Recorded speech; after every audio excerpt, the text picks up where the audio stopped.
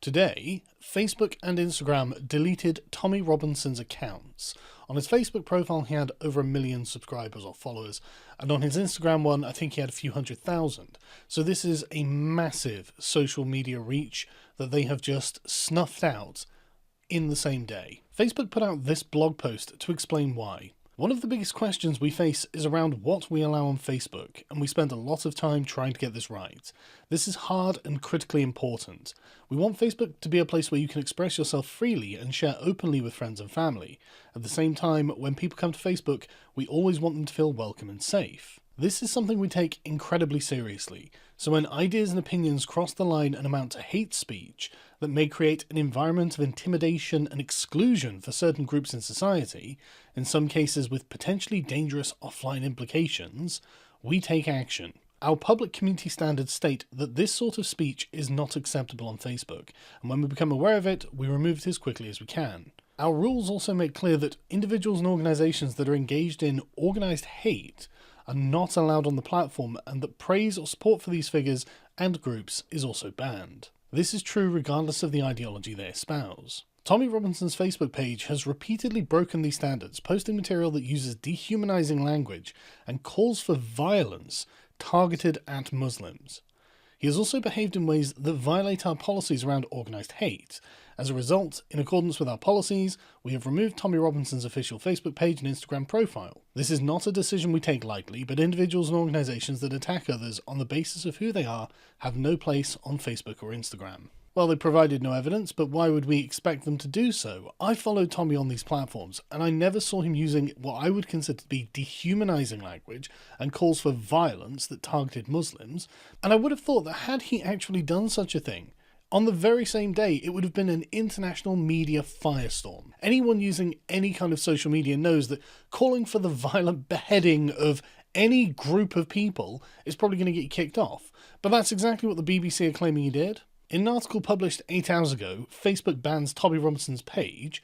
They say, according to Facebook, a written warning had been sent to Robinson last month about a number of posts on his page that had violated its community standards, including a post calling Muslims filthy scumbags, a post urging people to terrorise and behead those who follow the Quran, a post urging people to make war on Muslims, and multiple videos depicting individuals being bullied. Well, maybe someone can send me a link to these posts or archives of these posts, or at least screenshots of these posts after this video goes up, because I never saw him calling for anyone to behead those who follow the Quran.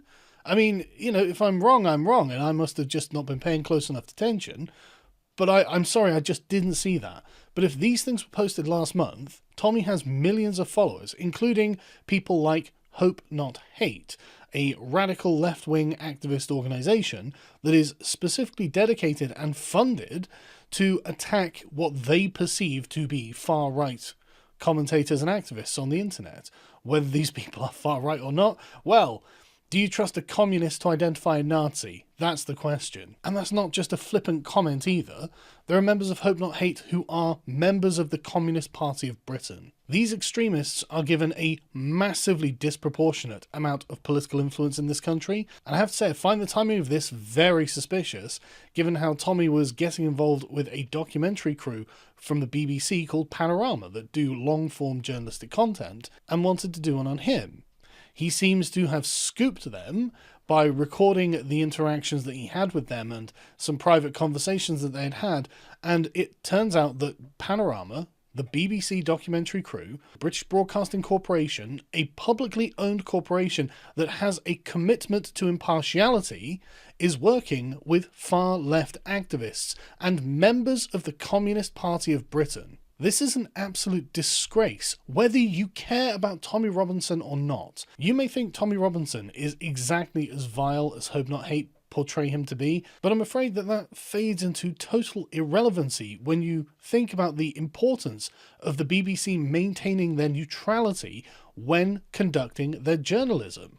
I mean, if they're going to work with openly activist, communist organisations like Hope Not Hate, then they certainly cannot claim to be impartial, and they are violating their own charter. And it's not like Hope Not Hate have some sort of pristine history of not being complete scumbags and trying to infiltrate organizations and groom members of other people's teams in order to try and get them to say something compromising with which they can frame them.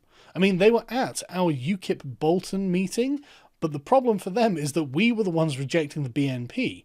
They expected that we would be embracing it and had to go away empty-handed. At the same time, ex-Breitbart editor Raheem Kassam was also suspended from Facebook because he was apparently an administrator on Tommy Robinson's team.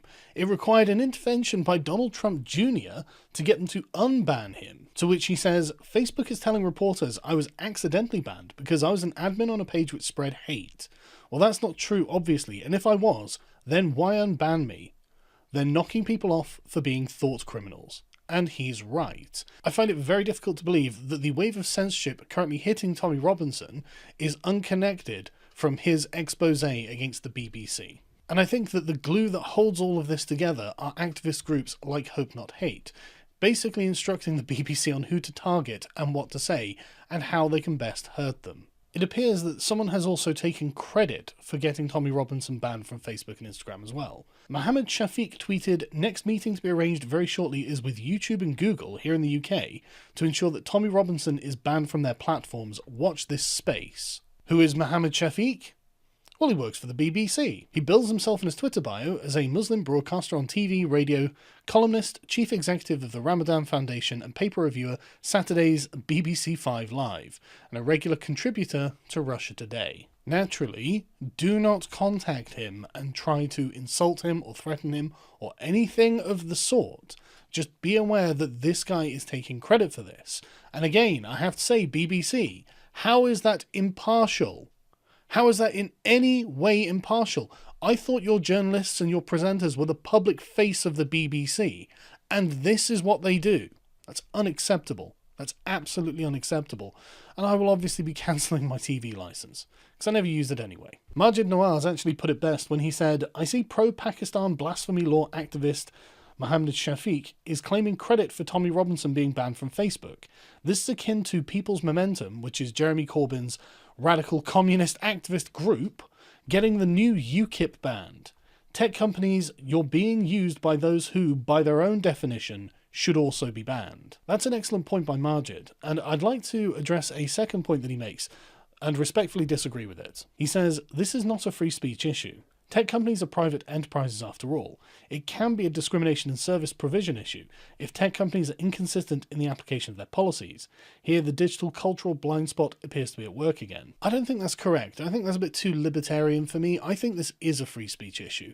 And I think it's a free speech issue in the same way that securing your right to free speech and your ability to speak freely on public methods of communication, which is what social media platforms are, even if they're privately owned, I think is akin much more to securing your right to a fair trial and legal representation. I mean, there's a reason that the state pays for your lawyers if you can't afford your own, and that is to make sure you do have the ability to secure your right to fair representation and fair access to the law. And I really think that free speech on the internet using social media should be looked at through this lens, because this is about free speech. Tommy has been censored. He has lost the ability to speak to millions of people who wanted to hear from him, and now he is reduced to just his YouTube channel, which has already been demonetized.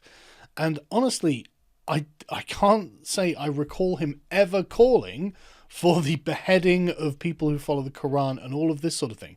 I mean, if he did, I'm willing to be proven wrong, obviously. I'm just not aware of it, and nobody's providing any evidence. So to me, this very much looks like censorship. It very much looks like a far-left campaign in coordination with the BBC, because he managed to make them look bad. Because ultimately, they do look bad. They look really bad. I do think that some of the political heavyweights in Britain who are concerned about the integrity of our institutions should sign a complaint to the BBC Trust or the BBC Board, whichever one it is nowadays. I know it's changed. With the complaint that the BBC's journalistic endeavour Panorama was collaborating with a radical left-wing organisation, which is clearly a violation of their commitment to impartiality. And before I finish, I just want to talk to you about a new Gab extension called Dissenter that has been released again today, which is basically the comment section of the internet, and I think it's a really great idea. So as you can see, it's a browser extension that apparently has news headlines running along the top, which is great. And I haven't taken the time to explore it, but it's got, various other things that are parts of its functionality. But most importantly for me is the ability to comment on any article, regardless of whether the article has a comment section or not. So if I type Free Tommy and publish that, you can see that mine comes up with all of the other comments that have been placed on the article. And I'm quite surprised how many comments and many articles I'm seeing that have these comments on, because this thing only went live today, and I really think you should get it. I think it's a really great idea, and I think it's a way of subverting their control over our ability to communicate.